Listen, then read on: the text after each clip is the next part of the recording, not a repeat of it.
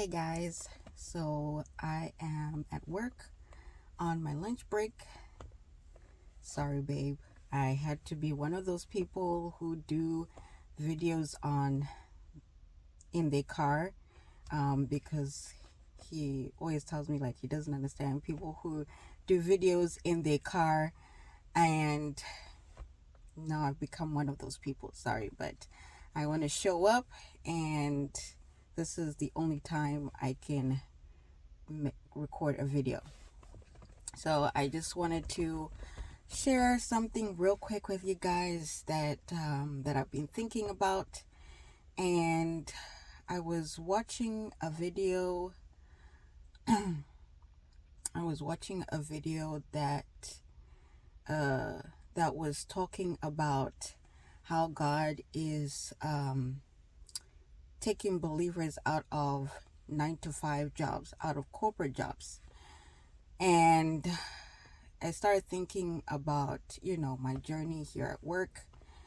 I work in a company that assembles products for surgeons. So this company is part of the medical field, medical industry. And I wake up really early, 3:30 in the morning, and I work from 5 in the morning until 3:30 in the afternoon. So I'm basically away from home for a long period of time, and it really doesn't give me a lot of time when I do get home to do things that I love to do, like things that I want to work on that God has put on my heart, and also to be consistent on YouTube. It has been challenging for me to be consistent on YouTube because of the type of schedule that I have. But I started thinking about my journey, and I was also convicted by a live I was watching. One of a mentor of mine was doing a live and was talking about how complaining is a sin. And when I start complaining, I start thinking of the Israelites. They were led by Moses. Moses was obedient to God, and they were led by Moses to get out of Egypt, out of ruling of Pharaoh. But they were constantly complaining about something. They're constantly complaining to Moses, and to the point that Moses got frustrated and was like, God, can you just please help me with these people? So, and who knows? And and I was thinking, who knows how long they're going to be in the wilderness for? How long God had planned them to be in the wilderness? Maybe it was a year, maybe it was a few months if they hadn't complained. And sometimes we forget that complaining is a sin, that God does not take complaining lightly, and can sometimes prolong your season when you're supposed to go into the next season. About a year ago, I say 2023, I was frustrated with this job, and I started looking into remote jobs because I was like, I'm tired of waking up super early, and driving in the dark because the sun has not come up. I leave my house at 4 o'clock in the morning, and I'm driving real early, and it's tiring working long days, and breaks are really short. My first break is 15 minutes. My lunch break, which right now is on my lunch break, is 30 minutes, and then my last break is 15 minutes. And I was like, and I would like a little bit more flexibility to pick up my kids from school, be at home, save on gas because gas is expensive, since especially I drive an SUV. It takes up a lot of gas. So, it'd be nice to save money because, we live paycheck to paycheck. And for a year, I tried everything. I went on YouTube. I found someone who has her name is Jazzy Mac. She posts remote jobs consistently every week of big companies, well-known companies that we know that have remote jobs that provide equipment and all this nice stuff. and I joined her membership. I took it a step further and joined her membership, and used the resume templates that she makes, um, and followed the steps, her guidance. Still, that didn't work out, and after a year of trying, I just stopped, and I got frustrated. I was like, Lord, I'm not happy here. I want to switch to something else, and would be nice to work remotely. And we even converted a room into an office, and I've converted my room into an office. I'm ready to work from home, but God did not answer it, and I'm still at my job.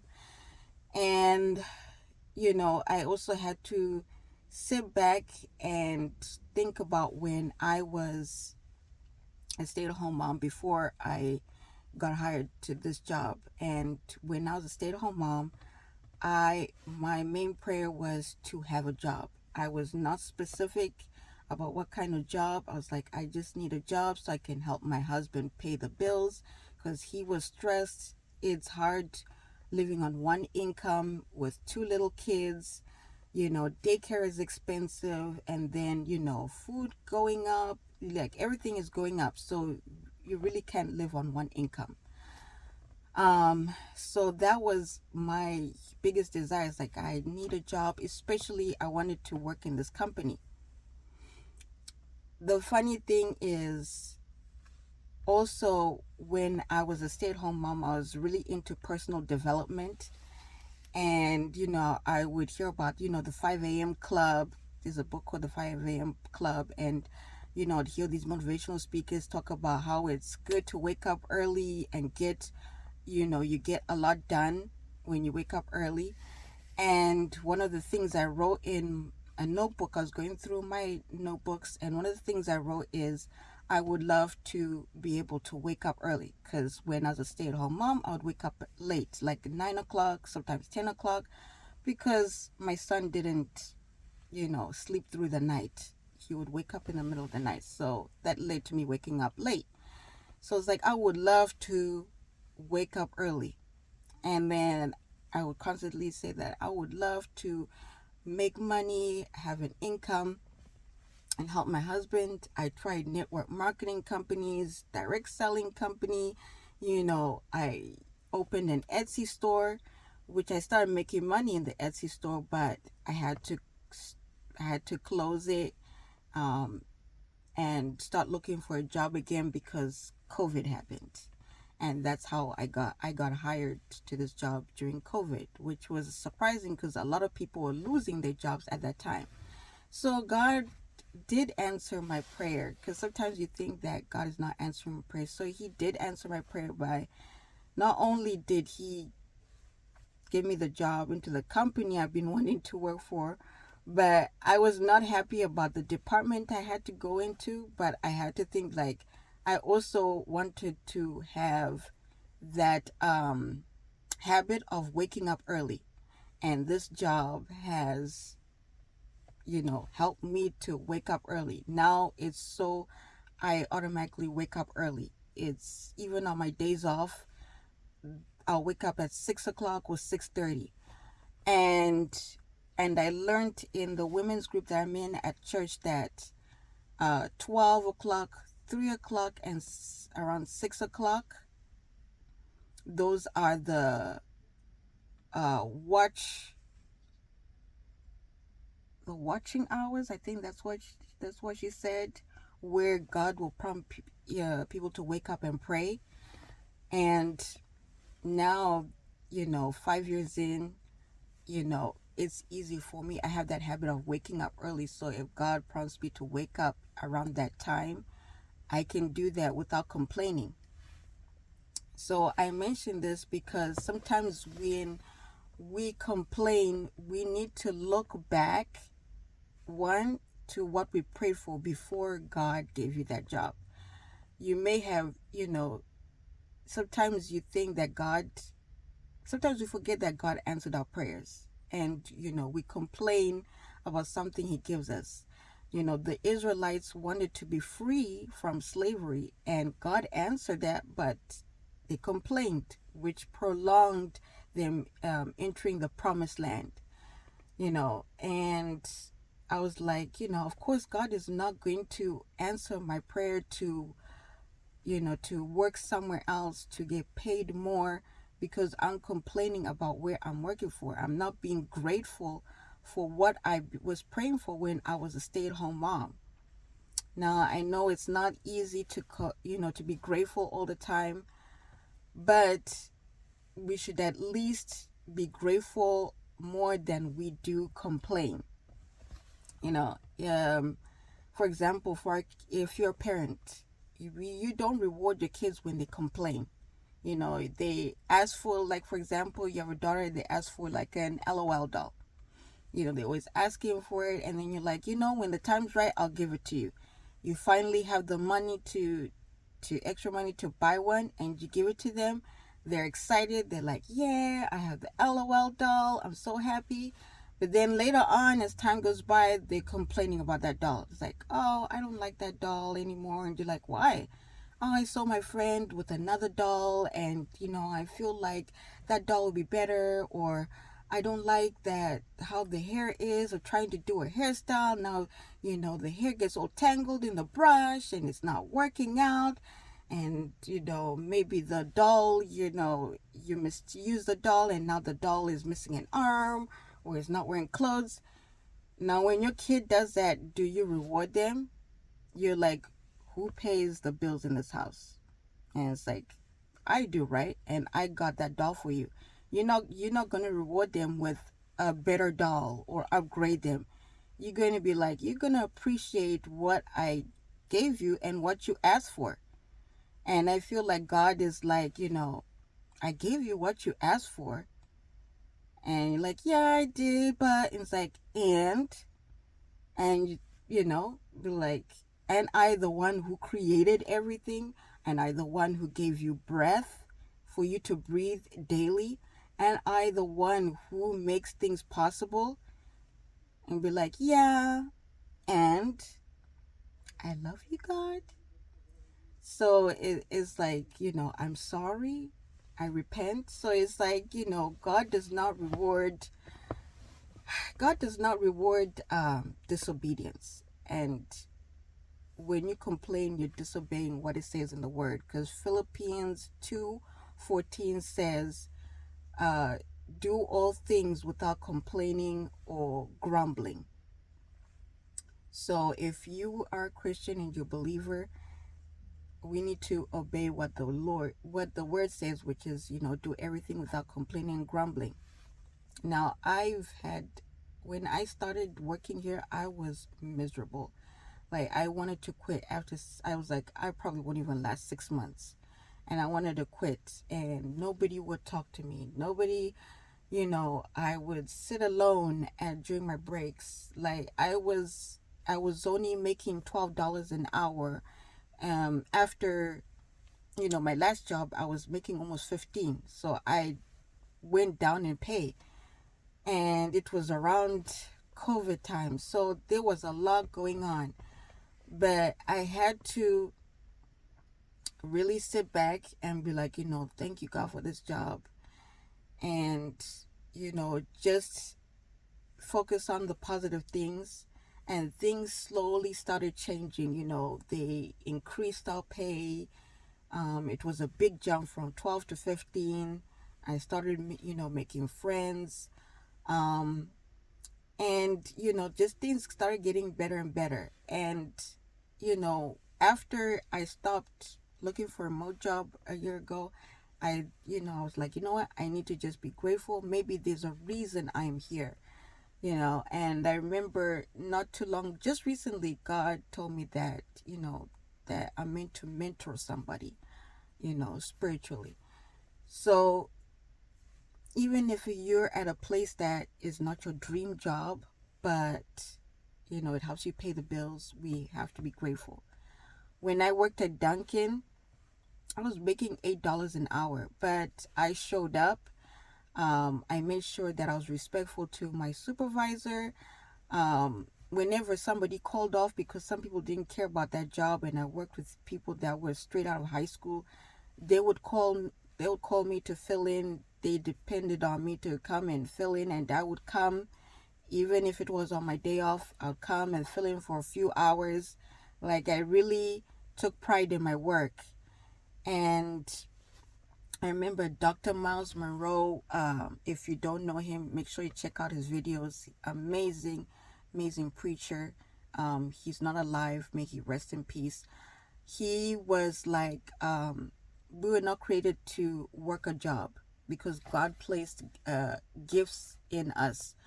But there will be times you have to have a job, but use that job to fund your dream. And even my mentor used to tell us this, like, use your job to fund your dream. And he said that before he became this huge preacher, he had a 9-to-5 job, and after he clocked out at 5 o'clock, was time for him to work on his ministry, because he knew he was called to ministry, and he worked on that until it was time for him to work on it full time.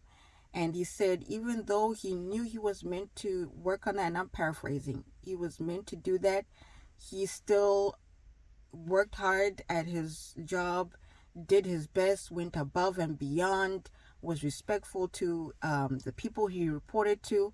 And he said that even after he left, years later, they would still say to him, hey, the spot is still open for you. If you ever want to come back, if things don't work out for you, you're always welcome back. Even if you want to have the same position that you had when you left, you're always welcome back. And he said you need to operate in excellence. Even if it's a job that you do not desire, even if it's a job you hate, you have to operate in excellence, because God operates in excellence, and He will reward you for the work that you put in. And do it for God. Don't do it for people. Do it for Him, and He will reward you. So, and when he said that, it made me think of all the jobs I've had. I always try my best to operate in excellence, even if it wasn't the best job ever. If it's a job that people don't like doing, I always made sure I was respectful, I was dependable, I learned as much as I could, so that whenever I was left alone to work a shift, I could handle any situation without calling my boss. And I promise you, when you change your attitude, if you don't believe in God, but you change your attitude and you're positive, and you smile, and you treat people with respect, people will want you to come back even after you quit. Every job I've had, the manager or supervisor have always asked me, if you ever want to come and work part-time, you're more than welcome to come back. Every job, they've always, even when I wasn't the best in the beginning, because it takes me, some time to like get used to the job. And once I master it, then like I'm good. But every job I've left, they've always said that, you're always welcome back. If you need a reference, I'm always willing to do that for you. And that's the way it should be, especially for us Christians, is that we should always operate in excellence and leave a mark, when we leave that job. And to the point where they'll be like, you know what, that person was an amazing employee, or even though they left, I enjoyed working with them. So let us, and I'm including myself, let us all focus on not complaining, and and do things without grumbling or complaining. It's going to be hard. I will say there is times where you're tempted to gossip, complain, because gossip also is a sin. Complain on the job, and we just have to look back and remember, did I pray for this? Yes, God answered that prayer. Why isn't God answering my prayer to be promoted or to move on? Maybe you're complaining, and like the Israelites, God is not going to move you if you're going to keep complaining. So remember, God does not promote disobedience, and to try to obey, because I also need to follow that, because sometimes I forget. So I hope that was helpful. I tried to make this quick because I'm hungry and I need to eat. So I'll see you guys. Comment below what you think, and yeah, see you in next video. Bye.